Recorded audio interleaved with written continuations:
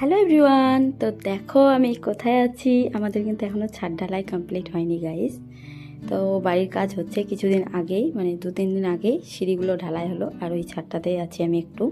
তো চলো ভাবছি যে তোমাদেরকে একটু মানে হোম ট্যুরটা দিই। আমাদের এতদিনে গাইস মানে কাজ কিন্তু ছাদ হয়েই যেত সব কিছু। মিস্ত্রিগুলো খুবই মানে অনেক জায়গায় কাজ নিয়ে নিয়েছে, তো তার জন্যই লেট করছে। তো দেখো তোমাদেরকে বলছি, এই সামনের জায়গাটা যেখানে মিস্ত্রিটা আছে এখানে মানে কিচেন হবে। তো আমাদের উপরতলাতেও ঠাকুর ঘর আর কিচেন সব কিছুই আছে গাইস। মা যেতে পারে না, উপরে অসুবিধে হয়। আর চলো সিঁড়ি দিয়ে একটু নিচে যাই, তারপরে দেখাচ্ছি।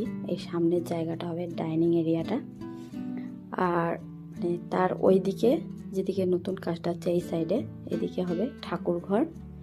তারপরে আমাদের এদিকে ছিল পুরনো রুমগুলো, তো রুমগুলো আর ভাঙেনি। আর চারদিকে পিলার দিয়ে দেখো, মানে এদিকে 2টো রুম ছিল, তো এগুলো আর ভাঙা, তো এগুলোতে টিন দেওয়া ছিল। তো পরে দেখো পিলার টিলার দিয়ে ঠিকঠাক করে আর আরেকটা এদিকে রুম হবে। তো তোমাদেরকে এখন আমি বাইরেটা দেখাবো। তো এদিকে 3টা রুম হচ্ছে, ডাইনিং রুমটা আর ঠাকুরঘর, কিচেন রুম সব কিছু। তো চলো একটু বাইরে তোমাদেরকে দেখাই। আর এখনও কিন্তু কাজ অনেক বাকি আছে গাইস। আর আমাদের রুম টুম সব কিছু কীরকম লাগলো তোমরা কমেন্ট করে জানাবে।